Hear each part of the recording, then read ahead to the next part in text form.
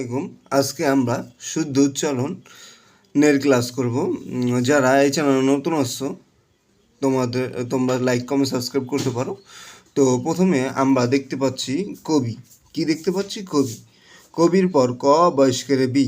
আমরা যদি শুদ্ধ উচ্চারণে কোথাও যদি দেখতে পারি রসিকার বা দিগিকার, তাহলে এই রসিকার বা দিগিকারের আগে হয় ও নয় ওকার হয়। কখন ও হয়, কখন ওকার হয়। যদি এখানে স্বরেও থাকতো তাহলে এই স্বরের পরিবর্তে আমরা ও দিতাম। এখন এখানে স্বরেও নেই, তাহলে আমরা ওকার দেব। কি দেব? একদম সিম্পল। রসিকারের কারণে কৌকার কো, বয়স্কের বি। দেখছো? এই যে রসিকারের কারণে ওকার দিছে, এই যে ওকার। এখন আবার একই সিম্পল। এখন স্বরেও রসিকার দেখতে পাচ্ছি, রসিকারের কারণে কি দিব? স্বরেও আছে, এই কারণে ও দিব। তাহলে ও তাইস্কের তি, অতি হয়ে গেছে।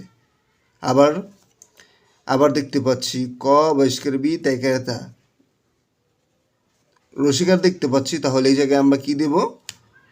ওকার দেব। তাহলে কৌকার কো, বয়স্কের বি, তাইকার তা, কবিতা। ঠিক আছে? এখন এই তিনটা যে আমরা করলাম, দেখবা প্রায় সেম একই রুল।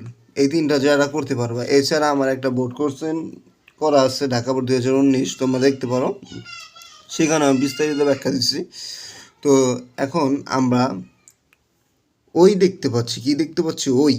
এখন এই ওইটাকে ভেঙে আমরা লিখব। এই ওই যখন যেইখানে দেখব ওইখানে আমরা এইভাবে লিখব ওই। ঠিক আছে? ওই। ঠিক আছে? যখন আমরা ওই দেখব তখন আমরা এইভাবে লিখব। এখন আমরা ওয়ের পরিবর্তে এইভাবে ওই লিখি। এখন আমরা এই ঝফলা দেখতে পাচ্ছি।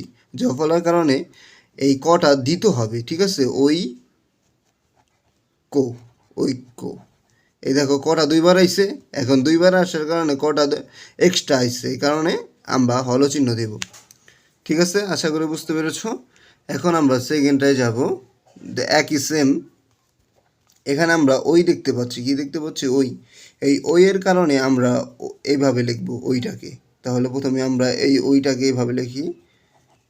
এখন আমরা ক ঐক্য, ঐক্য টান, টাইগার টান ন টান। ঠিক আছে? একদম সিম্পল। এরপর আমরা দেখতে পাচ্ছি ঔষধ। দেখতে পাচ্ছি ঔষধ।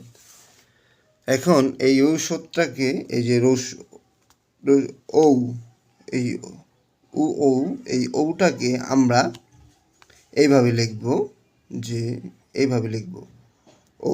ঠিক আছে? এই ঔটাকে আমরা কীভাবে লিখব? এইভাবে লিখব। কারণ এই ও এর কারণে আমরা জানি যে এইভাবে লিখতে হয়। ঠিক আছে? তো আমরা প্রথমে এটাকে আমরা ও লিখি। এরপর আমরা জানি যে এই শটাকে আমরা এখানে লিখতে পারবো না, এখানে আমরা তালিবস্য লিখব, ঔষধ। ঠিক আছে? এখন এই লাস্টে আমরা হল চিহ্ন দিয়ে দিব। একদম সিম্পল। আশা করি বুঝতে পেরেছ। এরপর আমরা কাম্য নিয়ে আলোচনা করব। এখন আমরা দেখতে পাচ্ছি কাম্য। এখানে আমরা জফলা দেখতে পাচ্ছি। আর প্রথমে আমরা কয়েকার কা লিখি, যা আছে তাই লিখলাম। এরপর জফলা থাকার কারণে মটা দুইবার উচ্চারণ হবে। প্রথমে কাম, মৌকার মো, কাম্য। এভাবেই তো আমরা উচ্চারণ করি। ঠিক আছে?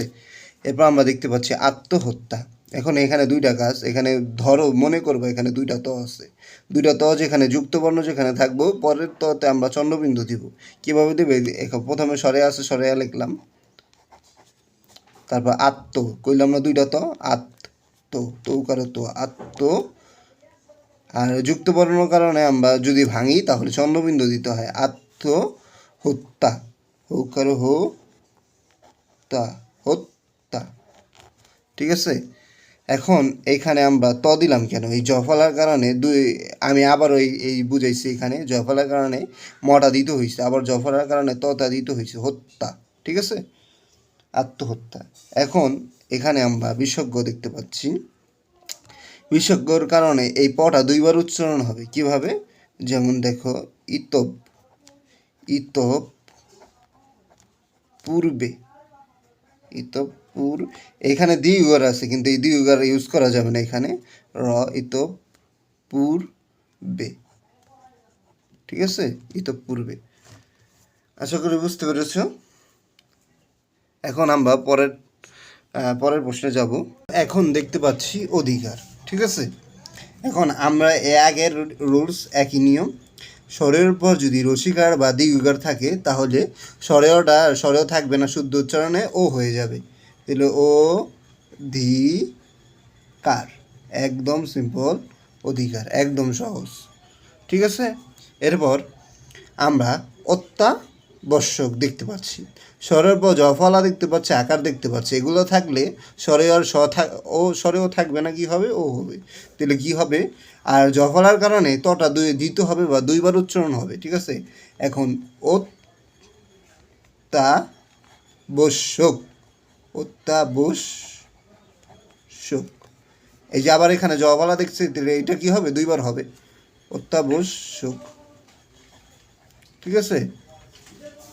এরপর আবার একই রুলস, স্বরের পর রসিকার থাকায় এটা কি হবে ভাইয়া, স্বরেও থাকবে না, এখানে কি হবে, স্বরেও ও হয়ে যাবে, অদি কাং। অনেক সময় এখন কিছু কিছু বইতে অনস্কারই রাখছে, আবার আমরা যেটা জানি অনস্কার এখানে উমো হয়ে যায়, ঠিক আছে। এখন কিছু কিছু বইতে অনস্কারই রাখছে, এখন আমরা অনস্কারই রাখবো, অধিকাংশ। আমি কি বলছি, অনস্কারের পরিবর্তে উমো হয়, ঠিক আছে। এখন অনেক বইতে অনস্কারই রাখছে, আবার এটা হবে অক্ষ, অক্ষ, অক্ষ। আর এটা কি হবে, এটা তোমরা জানো। আমরা কি জানি, স্বরের উপর রসিকার দেখতে পাচ্ছি, রসিকার দিয়ে ইকার জফল আকার এগুলা থাকলে কি হয়, স্বরে ওটা ও হয়ে যায়, ও বি। আর এখানে মনে করবা দুইটা গ আছে, কয়টা গ, অভিজ্ঞ, ঠিক আছে, দুইটা গ আছে, এই দুইটা গ থাকার কারণে অভিজ্ঞ, ঠিক আছে, এইখানে চন্দ্রবিন্দু হবে। আর যেই গটা এক্সট্রা বের হলো ওটার নিচে আমরা হসন্ত চিহ্ন দিয়ে দিব। এরপর মোস্ট ইম্পর্টেন্ট একটা বানান, শুদ্ধ উচ্চারণ, দেখো মোস্ট ইম্পর্টেন্ট, এটা কত বোর্ডে যে আসছে কত। এখন এই যে এটা, এখন এরপর কি দেখতে পাচ্ছি, স্বরের পর জফলা আকার, এগুলো থাকলে কি স্বরেও থাকবে না উচ্চারণে, কি হবে, ও স্বরেও হবে,